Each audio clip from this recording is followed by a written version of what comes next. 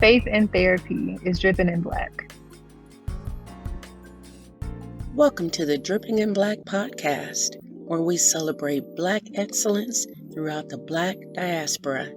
Here's your host, David V. Lewis. What's up, good people all across the world?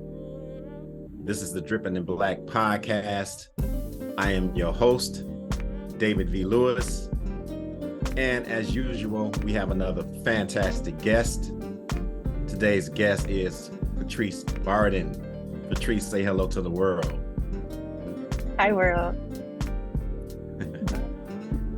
Yeah, and as always, I'm excited for this recording, this episode to go out to the world. I think it will inspire many, many others. But when I'm in this situation, I always like to give full transparency. Our guest today is family. She's one of my little cousins, and so we're gonna have a good conversation with her and allow her to talk about the wonderful things that she's doing in the world that represents dripping in Black excellence. But we always begin, as you know by now, with the simple but loaded question of who is our guest. So who is Patrice Barden? Yes, that is very loaded. And I think it takes time to figure out who someone is. And I think being confident in who you are and not feeling like what you have to say is not good enough. And so as you asked me that, of course, I'm thinking like, okay, who am I? But I just start at the basics. Like, I am a mother. I have a 13-year-old daughter. I am a Christian woman. My faith is super important to me. It's been instilled in me since I was born. And that kind of leads me to the second piece, or the third piece, excuse me. I am a family person. Like, I love my family. Obviously, I'm here with my cousin.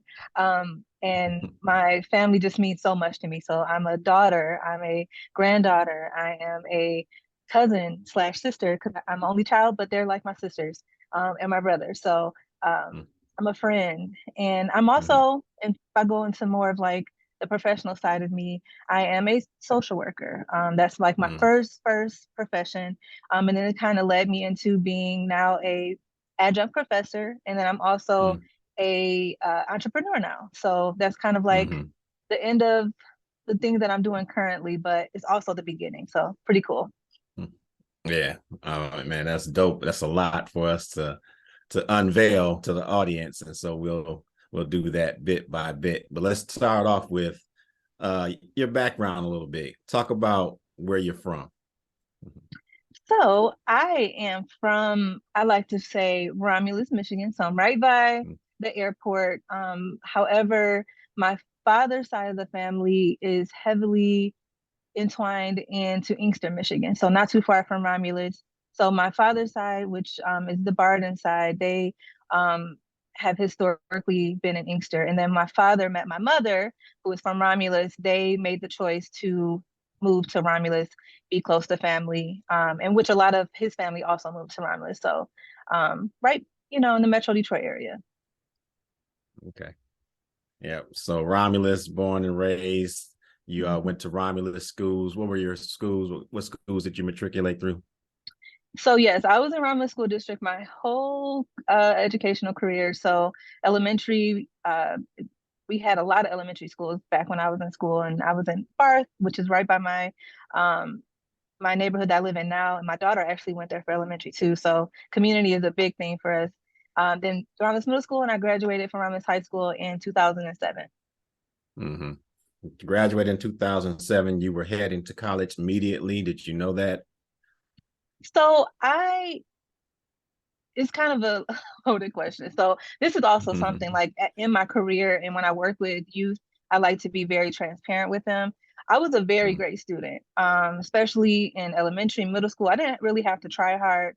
But then when life hits you, and life hit me pretty hard in like 10th, 11th grade, and my grades kind of plummet, and I had to work really hard to get my credits back where they needed to be. I had to work really hard to get a GPA that was acceptable for college, because my family instilled education. So I knew from early on that I wanted to go to college. I saw my cousins graduate from college. On my Mm-hmm. father's side, I remember traveling to Atlanta to see one of my older cousins graduate. And then even on my mother's side, education is very important too. So I knew I was going to college. And so once I realized like, oh man, I'm not doing so great, I got to get this together. So it Mm-hmm. was my goal to go to college. And so I had to apply to colleges I could get into because I made choices that weren't the best. And so my GPA wasn't where it could have been and should have been. So it did get me where I wanted to go. So I ended up Mm-hmm. applying to Bowie State University, which is in Maryland. And I Mm-hmm. went there because I really wanted to just try something new. Life was going on. I was just trying to like make a little exit and like have something that was like a refresh or to start over. And so I Mm-hmm. got in and I went there and it was a really good experience. However, I was just there for one semester. And again, life things happen. Trying Mm-hmm. to figure out being an adult, is is not that easy. And so that's kind of Yeah. like where it took me. But I continued, to try to figure things out after that. But that's kind of where my journey with like secondary education and the higher education, excuse me, uh, it kind of started there, and it was a great experience. So I'm happy I Mm-hmm. figured it out and I applied and got in somewhere for sure. Mm-hmm. Yeah. And where did you go after that? Yeah. So again, because of my GPA, and so this is why when I'm working with high schoolers, I'm like I know you all are in ninth grade right now and you don't really care, but we got to figure this out because it really Mm-hmm. limits your decisions and your opportunities when you Yeah. 4 years later and you weren't even thinking about it when you're in ninth and 10th Yeah. grade. And so because my Yeah. GPA was a little bit lower, I couldn't get into a lot of the schools in Michigan because I came back home. And so I had to do community college. And after Mm-hmm. that, I realized like I need to take this serious. I was did one semester and came back, kind of worked a little bit, got my footing, like found a little apartment, and I was like, didn't have a car. I'm taking the bus to Wayne Mm-hmm. County Community College in Taylor. Uh, got my credits, and then I transferred to Eastern Michigan University because I just needed the credits and the GPA in order to Mm-hmm. transfer. So I ended up getting my undergraduate degree in social work at Eastern Michigan. I initially wanted to be a teacher. I thought I wanted to be a high school teacher. My aunt, Mm-hmm. shout out to my aunt Melissa, she was a teacher. She instilled education in us. I remember we would go over her house in the summer. We're kids and we're thinking we're about to go have some fun. And she's like, no, you guys are sitting down and you're reading. And, she's like, Mm-hmm. showing us the ropes really young. And so I'm like, I want to be like her. And I thought I wanted to be a teacher. And then I realized like, yeah, I don't think teaching's for me. I don't know if I have the patience. so I Mm-hmm. so I decided after kind of going through life, I was like, okay, I think helping people is what I want to do, but how do I want to help people? And another part of my story is when I came back from college and from Maryland, I, was working at the airport, thinking I'm grown, had my own apartment. Then I eventually got a car. I actually was working like two jobs. My cousin Jasmine, uh, she got me a job at Michigan Works. So I'm like, I had two Mm-hmm. jobs. I was just doing my thing at this point, and I was going to school too. And so being grown, and then I ended up at the age of 20, like I just turned 20, ended up pregnant with my daughter. So, Mm-hmm. and she was premature. I had her I wasn't even 6 months pregnant yet. And so Mm-hmm. Wow. while I was in school, I took like a social justice class and I was like, oh my gosh, like I love this. Like we could sit here and talk Mm-hmm. about like racial issues, oppression, discrimination. Like I was so Mm-hmm. fired up and I was like, oh, I Mm-hmm. can go into social work and like do this for a living. And so like Mm-hmm. that's what originally like put me into like the social work path. But then when I had my daughter, I had to encounter a lot and go through a lot. And there were a lot of social workers who were in the hospital system. One in particular who was like, "Oh, you're gonna get it together." She was like telling me everything I needed to do. She was Mm-hmm. empowering me to make choices and decisions. And so she was telling me about the social work field. And she was like, "You need to get a master's degree, and you need to, um, you know, kind of go into a different direction if you want more." And so I started doing more research. And so Mm-hmm. that's kind of how I'm here today. Honestly, like that's my story. And I think sometimes we Man. are ashamed of our story and like where we've come from, but like that's a big piece of my life. And if I was to just prance around and act like I've had it all together this whole time and I'm just like here with a master's degree, like that wouldn't be honest or real. And I don't think that it would give people the hope and encouragement that doesn't matter where you start and like what you're going through and what life throws at you, and maybe even like the choices you make, you can always bounce back and make different Yeah. choices and to take you where you're at and where you want to be at. Yeah. Yeah. Oh man. It's so many things that are trickling for me. I think that's the beauty of what we're trying to do here with this podcast, is because when you dive into people's stories, regardless of what they have accomplished, there's always something there. And so, taking back to where you said that you were a really good student, life started happening. So the good student didn't leave you, but the choices left you. The Oh yeah. choices that you made up to that point as a good student left you, right? Mm-hmm. But fortunately, you were able to get back to that, right? Mm-hmm. And that's a part of your story, right? But a Mm-hmm. lot of times life happens to people. They were a good student prior, life happens, they start making choices, and then they can't find that good student that they once were. People don't even know that they were a good student at some point after a while. You know what I Mm-hmm. mean? So I think that's a inspiring part of your story. And then I'm curious, do you think you were headed into social work and the work that you do before this life happens to you in the 10th and 11th grade? Or is that integral to your choice to get into the social work field? That's a really good question. And I also like what you said, as far as like the choices kind of like overshadow the good pieces of us. And I think like so many people uh, are feeling shame from maybe the choices that they make that really just covers, like it really covers up who they are central into the Yeah. core. And so like they just Mm-hmm. lead with like, well, my decisions are who I am versus like Mm-hmm. I am a good student or I'm smart or I'm savvy, you know. So Mm-hmm. if I look back over my life, like as a child, you honestly probably wouldn't think that I would be in the social work field or probably even talking right now. Um, I was very anxious child. I was very, very like quiet. I think it was a lot of just like interactions that I had growing up that kind of just like dimmed my light a little bit.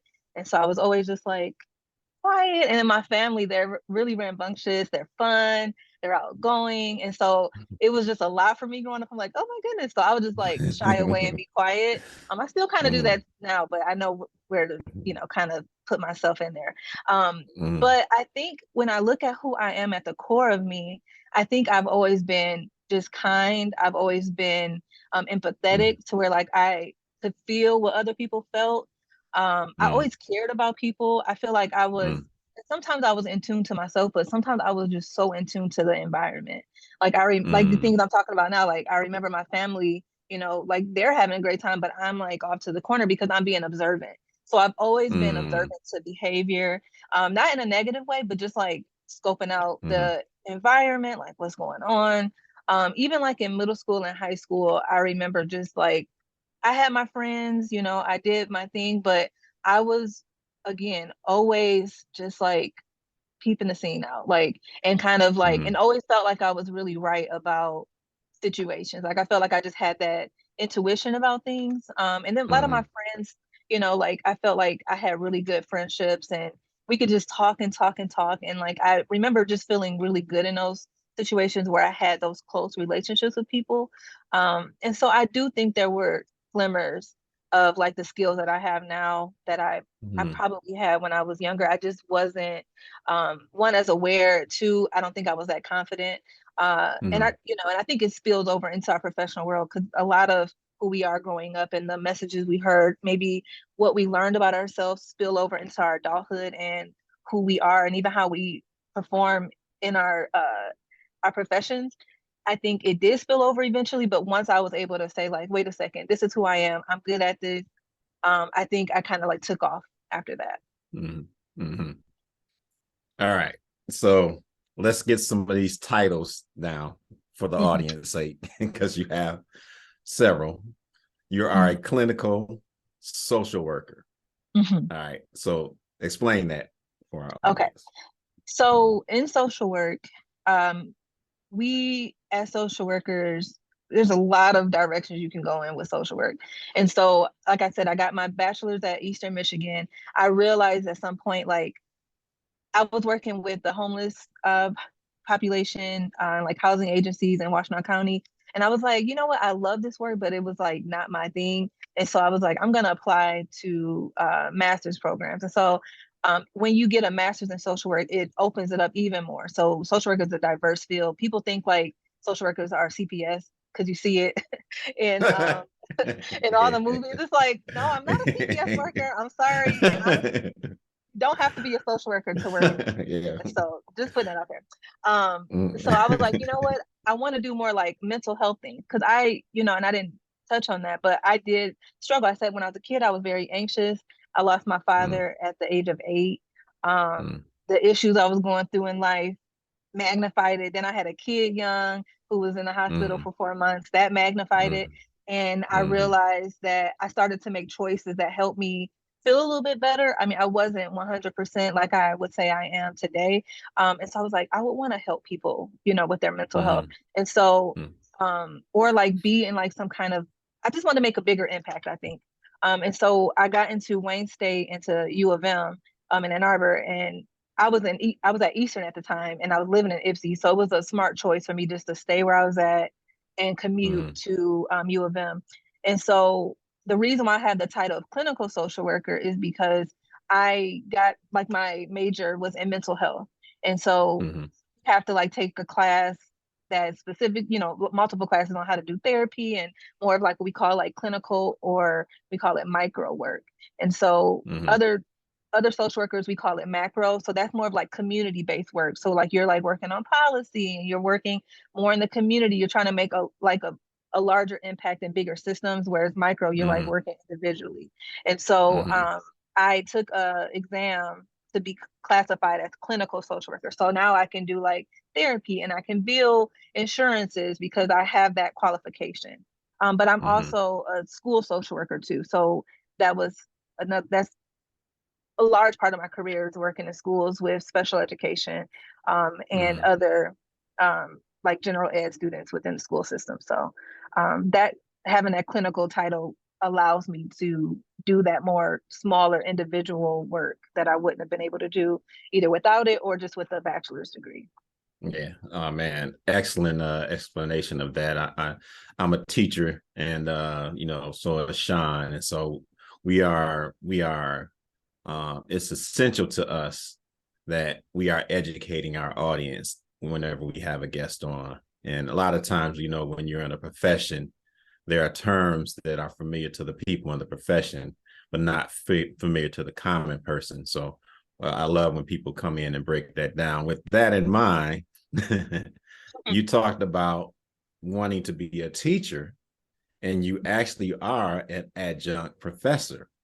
Mm-hmm. So that came kind of full circle, right? So talk about how that came about, and then talk a little bit about what an adjunct professor is. Yeah. So yeah, I always wanted to be a teacher. Like I remember growing up, I'm like I'm gonna be a high school English teacher because I loved English. And then we had to do like a senior project, and I was very creative, and I somehow made my senior project to where I was able to like do like a mock class, and like I recorded myself, and like I was Mm, really like invested. Like I really wanted to be a teacher. Got like a mm, like an A+. So I was like really proud of myself. Um, but as I thought about it, I was like, I don't really think I want to be in a classroom with 30 kids. Like as I really like looked around, I'm like, you really have to have skills for that. Like 30 high yes, schoolers. And I indeed. was like, yeah, I was like, I don't know if that's me. And I think like Mhm. after working in a school, like as a school social worker, I'm very happy with the decision I made. Cause I don't know if I could have done it. I had to do lunch duty a couple times and I was like, oh no, how do you all keep these kids in line? So the adjunct or professor uh, gig that I'm doing, I always was like, once I got into a college class, I was like, Like, this is amazing. I remember like being in my freshman year in Maryland and Bowie State, and just thinking and like kind of critiquing the teachers. Like, I was in this really boring math class. I was like, I would do it this way, or I would Mm-hmm. love to do this, you know. And so I was like in Right. my mind, like, one day I'm gonna be this. But to Mm-hmm. me, what I viewed as a professor or a college instructor was always like someone at the end of their career who's like has so much experience, and they're like, Mm-hmm. you know, older, maybe getting ready to retire, or maybe Mm-hmm. even like middle age. That was always like what I viewed as a Yeah. professor. But when I realized that like I wanted to do it, and I was thinking about doing a PhD program, I started to do research, and a lot of the candidates had teaching experience, and I was like, oh, like I don't have that, so I don't know if I'll be able to Mm-hmm. do the program. And so one day I was just applying to jobs, and again, this is a big piece of me is like faith, and like having just like crazy faith, like you're just I'm just gonna try it and see what happens. And so I was Mm-hmm. applying to all these different positions. It was happening just it was during COVID. So there was a lot of Mm-hmm. like adjunct Mm-hmm. positions or instructor positions that were open, and I just was applying to them all. I applied to a couple of Christian universities, and so they prompted you to like really go into detail about your faith, um, Mm-hmm. like your experience with it growing up, like where you're at today. And so I had to answer a lot of questions like in their application. And then sometime in 2020, I got an email to set up an interview, and I was like, what? Like, this is Mm-hmm. crazy. Like, what do you mean? And so I jumped on, and this is for one of the Christian universities, Spring Arbor University, which is in Spring Arbor, Mm-hmm. Michigan. I was never really familiar with it. I think I heard about it, but Mm-hmm. really didn't know. Mm-hmm. And like on the spot, she said I had it, and I'm like, what? Like, this is crazy. Like, I'm young. I, you know, I had like at that point, I think like 8 years of experience, but I still didn't think it was like enough. But I did it, and I was really invested in like communication, because like there's a lot of different adjuncts. And I guess to speak to that question, if you are a full-time or associate professor, usually they'll have like a PhD, like they're 100% Mm-hmm. employed through the university. An adjunct is really just someone that is like contractual. So you're just kind of like getting classes as you can. You may teach different ones here and there. If you don't Mm-hmm. want to commit to a semester, you don't have to. So like they'll reach out and say, hey, are you available to teach this class? And if you're not, you're not. If you are, great. So there's like this like the scheduling person, like I really tried to make really good relationship with her. So I'm like, hey, you Mm-hmm. know, is there any classes available? And so I got hired December 2020, and I taught my first class March 2021. And so Mm-hmm. ever since then, I've been pretty much teaching a class every and they run 7 weeks, so it's really different, and it's over Zoom. And so I've been teaching a class like almost every 7 weeks that they've had classes. And now I'm expanding. First, I was doing like intro kind of classes, so I did like a human behavior class, and then the one I've been doing majority that I always get, they've been asking me every time now, which is only God to Mm-hmm. allow that. It's just like a to help the new social workers. So I'm in a social work program to teach them about mental disorders and how to like Mm-hmm. diagnose people. Then I transitioned into doing like school social work classes, which is really cool because I Mm-hmm. really had a passion for that, because that's what I was doing for so long. And then more recently, I just got approached to do a race and ethics class. So like I'm like, oh my God, I can't wait to do like a race and ethics Mm-hmm. class. Just because Mm-hmm. I feel, again, that's so important to me. It's kind of like the first class I took that like sparked me to want to be a social worker. And when I'm on these classes with students, again, they're a wide range of ages. And I'm also kind of just showing people like you don't necessarily have to be this age or at this space. Like you can still Mm-hmm. go after your dreams and, you know, and over time get better, because I wasn't where I'm at today where I was in 2020 or 2021. So with the year's experience, I'm, you know, more well aware of how to teach a class on Zoom, how to grade papers, all that. And then also just reinforcing to the people that I'm working with on the class is like, hey, with faith, with perseverance, with effort, like you could do this too. Like this isn't just something that just happened to me. If you put in Yeah. the hard work and you even just try, because that's people are like, how did you get this job or how are you doing this? And I'm like, I don't know. Like I just say it's God, you know, because I really don't know. Like there's nothing, you know, that's outstanding or different compared to somebody else, but it's something that is in me that like was like, you know what, you should just try it. what's the worst that can happen? And so now I'm here 2 years later, after just being kind of impulsive and like applying and just seeing where it took me. So now I'm here. Yeah. I think that's something not to underestimate.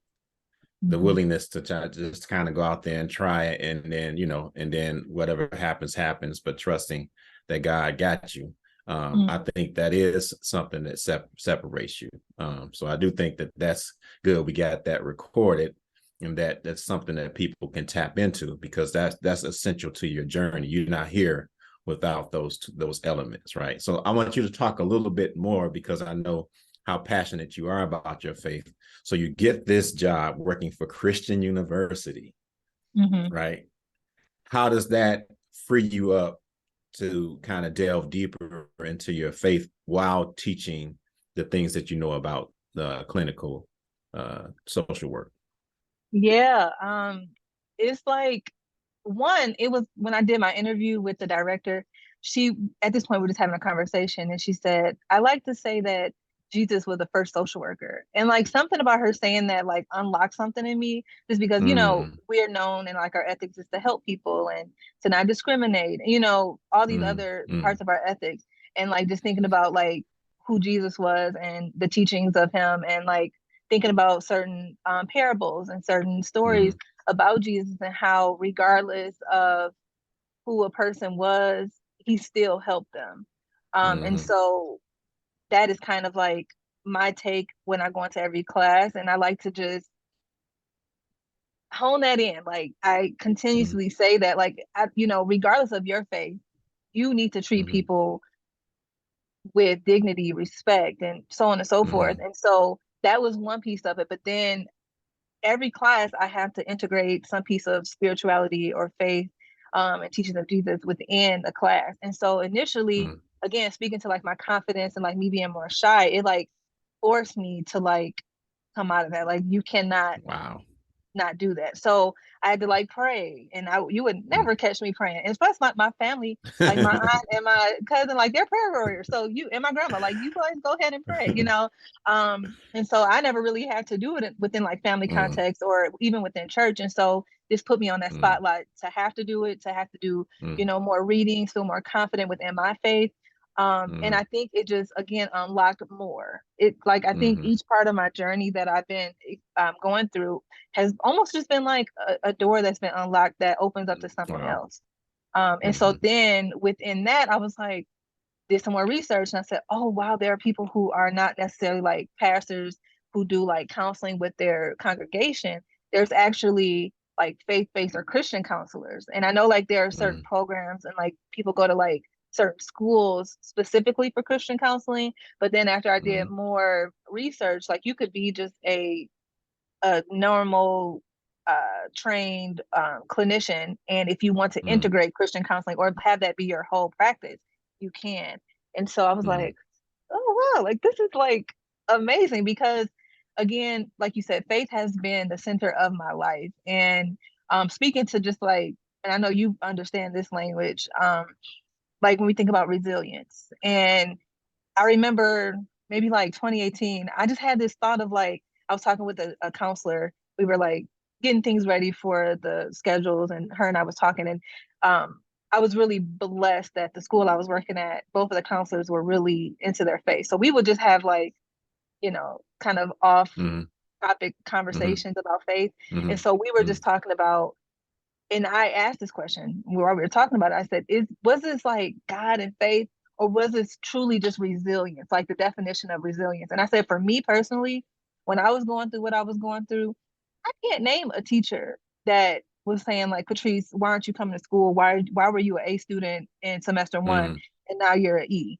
Like nobody talked to me in the school. I had nobody in my family really. I think no one noticed. I think I hid it really well. But like there was, when we talk about resilience and say, oh, we have that one adult in that child's life.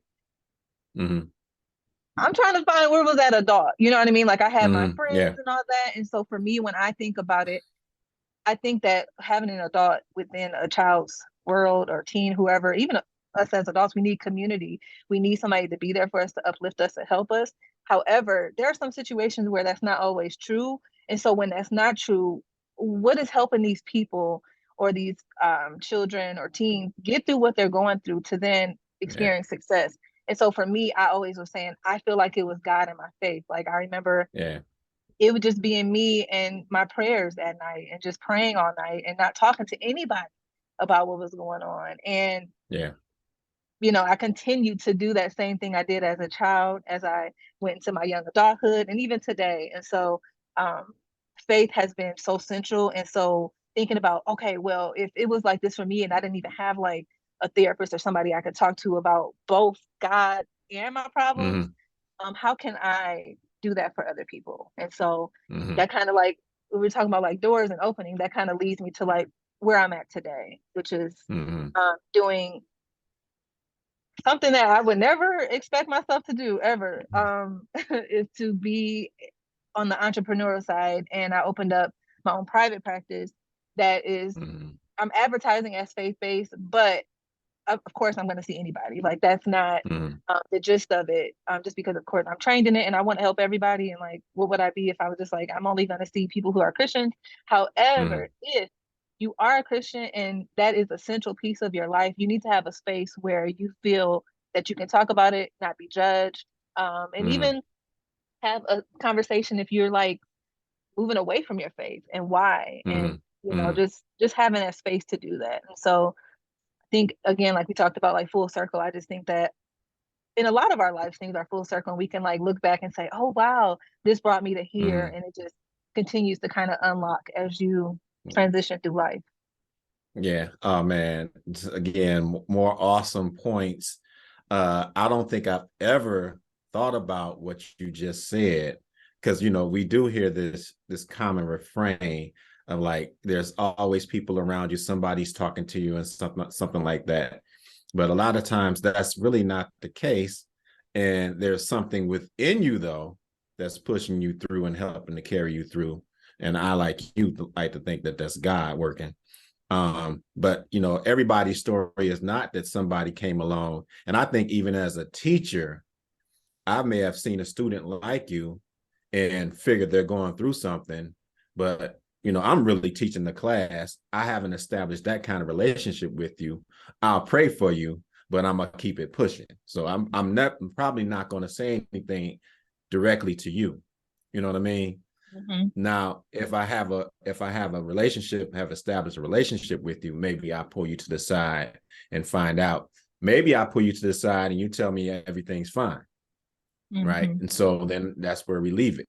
You know what I mean? Mm-hmm. And so, like you said, it doesn't always fit this narrative that somebody adult steps in and checks on you and stuff like that. Something else is going on here. Something else, yeah. And that's something I really worked on before I just transitioned out of working in the school, was trying to like help teachers foster those relationships. And so we were trying to make sure that every student had one teacher that they could connect with. So, so it's not really like 100% on the teacher and it's not 100% on the student to make those connections. Because again, teachers are teaching, students are learning. You're trying to hustle and bustle, especially in high school. You have hundreds of kids that you see every day. And so, based off of my experience of what I went through, that was something I was working on with the counselors. Like, hey, how can we make sure that every student feels connected to somebody, even if it's like the Mhm. bus driver or a lunch Yeah. mom, just somebody that they can be connected to, and that someone can Mhm. say, hey, how you doing? And if the kid decides to Mhm. say, I'm going through X, Y, and Z, then you're there. And if they decide to not go there, then that's okay too. But just to have that Yeah. opportunity, because I don't feel like I had it. Yeah. Tremendous work. How successful would you say are you at accomplishing that goal? So I transitioned out of being a school social worker. I ended up doing like clinical social work, where it's more like therapeutic. So I'm still in the school. I'm in the school-based health center Okay. through the University of Michigan, but I'm not necessarily a school social worker. So I don't get to work with the whole school. I'm just working with Mhm. kids who are referred to me, who maybe have depression or anxiety. But when I was at my previous job last year, I do feel like we had a program that was working really well. I just met with Okay. my colleague like less than a month ago, and she said that they're still implementing some of these things, and it seems to be working. It's not going to be something that's overnight, but I think the more that we talk about this to teachers and administration and schools, that the overall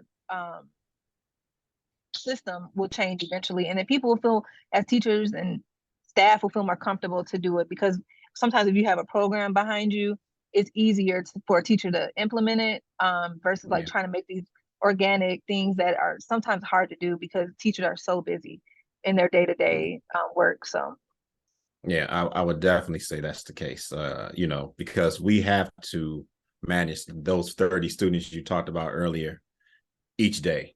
And that's our primary job. That's what we're doing.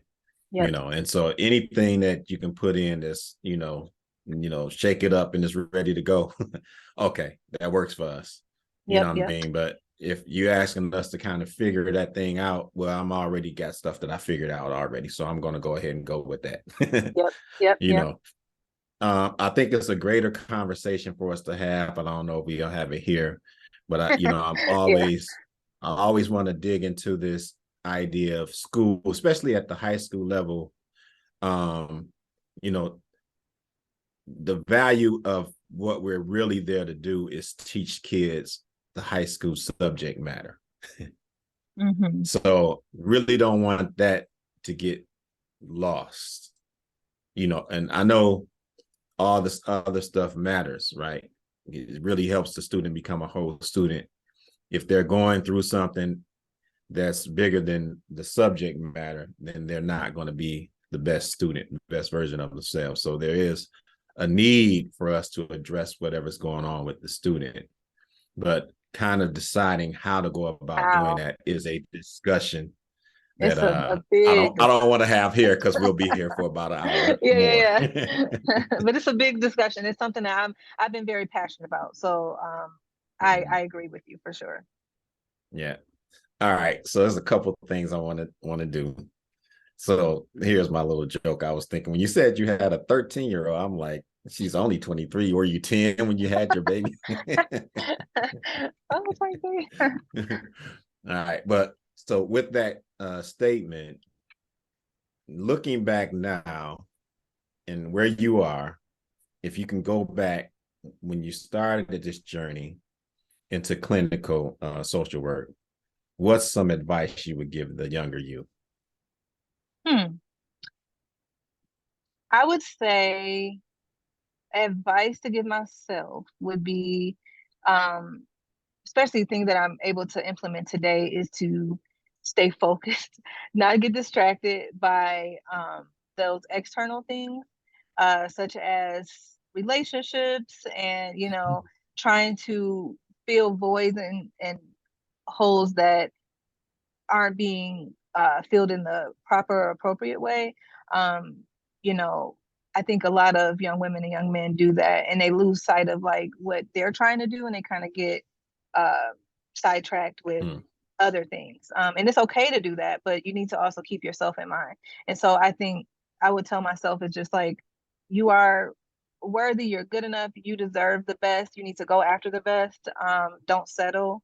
And have like your standards of like what it is you want, whether it's within your career or your job or within relationships. If you want to have better relationships, work at it, figure out what you need to do, and try to figure out ways to end certain cycles that you find yourself in. So definitely just be a little bit more confident and self-aware, and tell him, I think we all need to tell ourselves that it's okay. If it's something that we don't like, it's okay. You don't have to continue to do it. If it's something you do like, you don't have to shy away, because maybe it makes you, stand out a little bit more. That's definitely something I would tell myself, because I've always just kind of like put myself into a little shell and didn't, like, I probably would never have done anything like this, or even have any words to talk about, maybe even just like 5-10 years ago.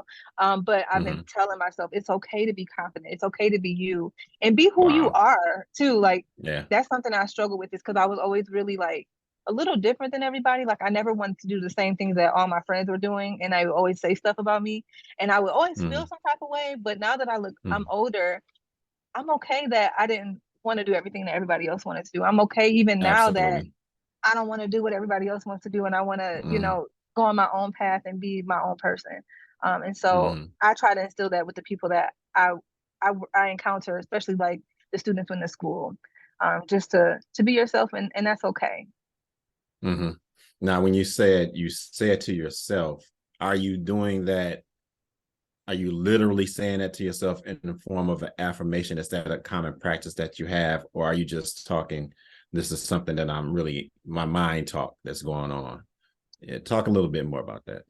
So I think this is something I am, and I'm glad you asked that, because something I'm really, really, really, really passionate about is our minds, because our minds are obviously very powerful. And I know, like, even within therapy, you may think like, oh, that's just what all therapists will say. But every therapist Mm, has their own like paradigm or their own kind of like perspective on mm, why someone may behave the way that they behave, or why they developed a disorder, or just a issue that they may have in their life, and how do you treat it. And so for me, I really hone in on our thoughts.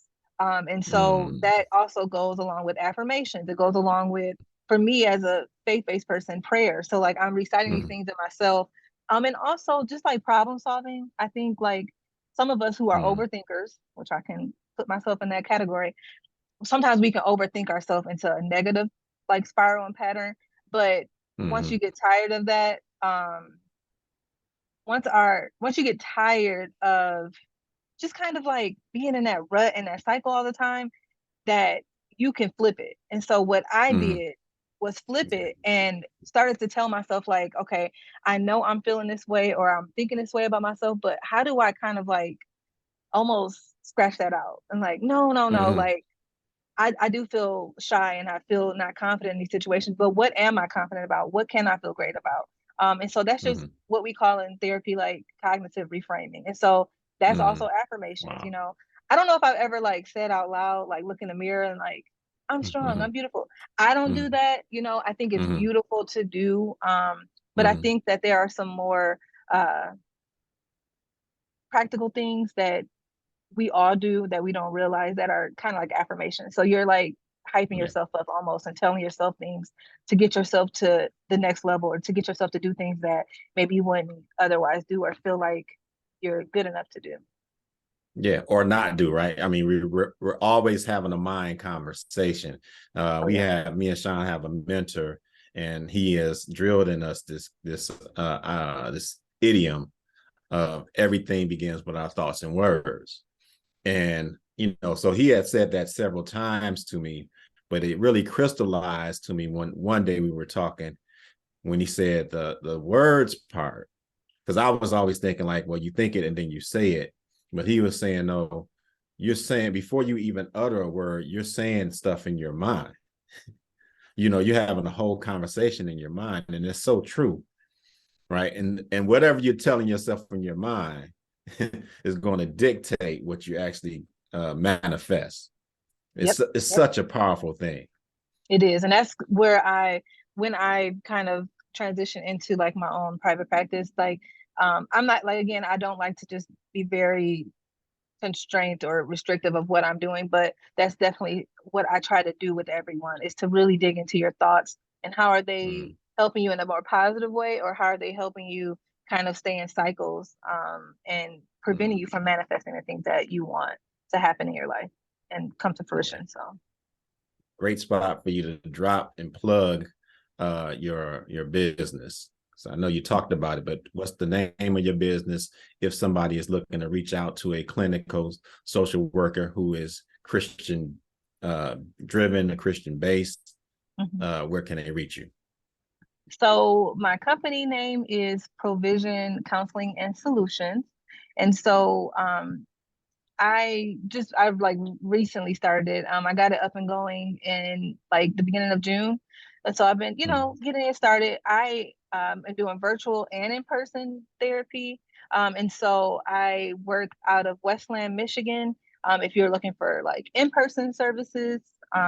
And then I do virtual so I can see anyone anywhere. However, when mm, I am doing virtual therapy, I can't just see anyone like in any state. Like you have to be in the state of Michigan in order for me to work with you. So like I've had people who I work with that are in Lansing, and that's okay, even though they're not like right on the corner from me. But mm, yeah, so in person, virtual. I have a website. It's provision-co.com. And Mm-hmm. there is where you get more information about me. I know you all heard a lot about me today, but more information, and more information about the specific things that I work with people on. And so what you try to do in private practice is kind of have like your own area of focus. And so for me, like I was saying, like anxiety, stress, and like trauma, and really how all these things can kind of intertwine with each other as well, are really like my main focus with teens. So if you have a teenager who needs therapy, that's always been my go-to. But I also work with young adults up until older adults as well. And I've seen success with working with, people even older than me. So sometimes they're like, "Oh, you look young," and but I've had people who at the end they're like, "Thank you so much, you've helped me." And so, despite of what someone may look like or how old they may be, I've heard from people, especially if they have the competence and the training, that that's okay too. So I've had success with multiple populations, and again, I just like to put out there that you don't have to be in like a 10 out of 10 crisis to go to therapy. You don't have to Mm-hmm. have a diagnosed dis- disorder where it's like you're depressed or you have like Mm-hmm. a phobia or Mm-hmm. schizophrenia, something that's like Mm-hmm. a 10 out of 10 thing that you're experiencing. Mm-hmm. If you are having daily life stressors that you are unable to figure out yourself, maybe you are unable to talk to somebody within your circle of family, friends, or whoever, and you just need a space and place to do that, that's where therapy is for. And so I think if that is what you're looking for, find a therapist similar to like what I'm advertising, who works with people who just want to get through daily life stress. Or maybe you want to Mm-hmm. like look past your childhood and, hey, what was going on then that's causing me to have some of the issues I'm having today, or keeping me in certain cycles, or causing me to be in certain relationships. So um, that's kind of like my area of focus. But again, I'll see teens who have like issues with ADHD, or adults who have issues with Mm-hmm. ADHD as well, because it doesn't Mm-hmm. stop when you're 17. Um, so, and I also work with parents. So, me having experience in school settings, I've been able to help a lot of parents within the therapy setting, help them with understanding how to get like special education services or a 504, just to Mm-hmm. make sure that their kids have the interventions and the help that they need in the school system as well. Yeah. Man, awesome, awesome, awesome. A few more things. One is going to be totally for my own self-indulgence. But before that, so you have social media as well. Oh, Do you yes. want to share those things, and can people reach out to you through those methods as well?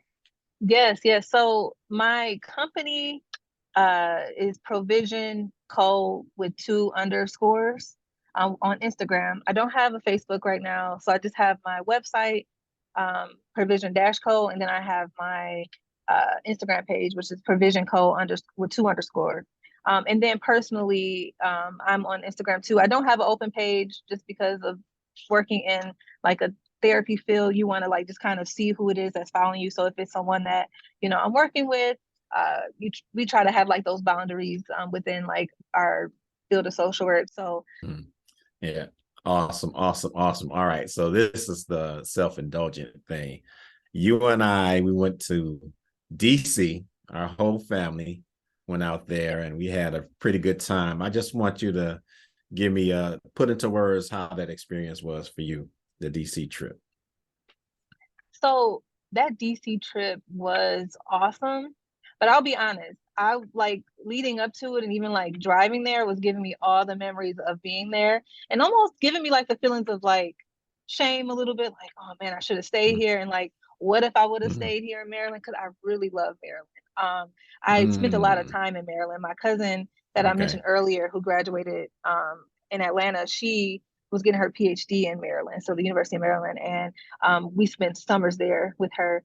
And so Wow. it was like a nostalgic feeling going back, but then being with my Mm-hmm. family, having fun, especially like the day we were at the museum, and just the I don't want to butcher the name specifically, but the African American museum in DC, and Mm-hmm. just speaking with everyone, and having fun, and just being able to connect, I think was just a great experience. And I've never done like a family reunion like outside of our normal day-to-day spaces that we're used to. So that was also a really, really cool experience. Yeah. The first time for me to do it in a destination, I just had such a blast. So I wanted to have that chronicle. All right. We must get to our most challenging question that I asked. And I think I asked a few challenging questions along the way. But this one is the most challenging one that we ask each and every one of our guests. Are you ready? I'm ready. Have you ever graced a magazine cover? Have I ever graced a magazine cover? No, I have not. All right. Have you ever had the desire to be featured on a magazine cover? I don't know. That's a tricky question. I don't know if I, again, speaking to how we have issues with confidence or like talking about ourselves. But I never thought about it, but hey, why not? Like, who'll be wrong with being on the face of a magazine if it's for a good reason, not for okay. Well, that's a perfect segue. As a gift, a thank you to all of our guests, we placed them on the Dripping in Black magazine cover. And so my producer S Squared is going to give you a glimpse of yours. Oh, I love it. Yes, perfect. Yeah. All right. Nice. And so that is a real thing. We will print that out and send it to you, have it laminated and all that good stuff as a big thank you for coming out and sharing your story with us. Yes, well, I appreciate you for asking me and allowing me this space to talk about my experience and what brought me to where I'm at today. Yeah, the pleasure is all ours. Any shout outs you want to give before we close this thing out? First, of course, shout out to my cousin.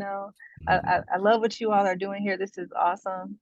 Love that we're able to highlight Black excellence. That's great. Highlight to my family, Romulus. And then also special shout out to my daughter, Milan. She's the best 13-year-old that any mother could ever have. So shout out, little cousin. Shout out to Jasmine Noble, who should be on the show as well. Just putting you on blast.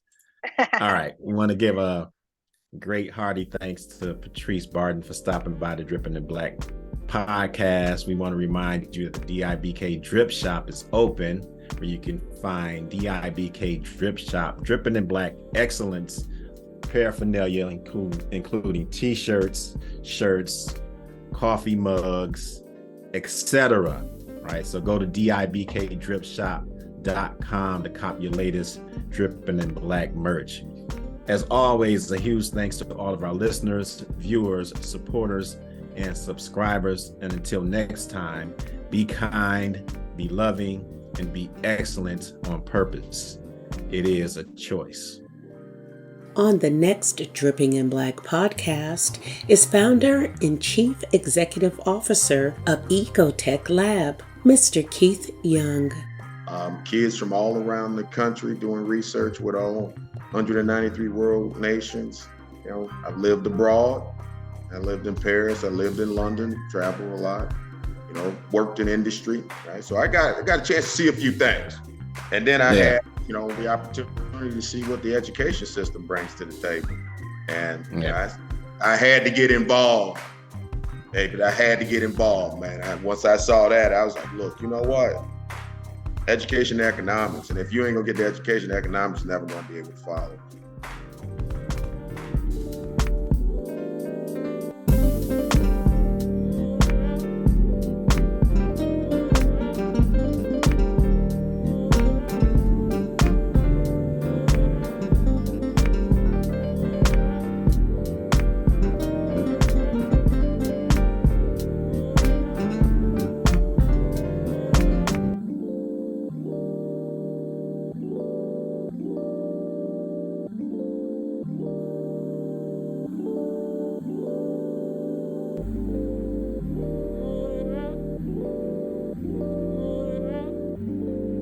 You have just experienced a Dripping in Black production.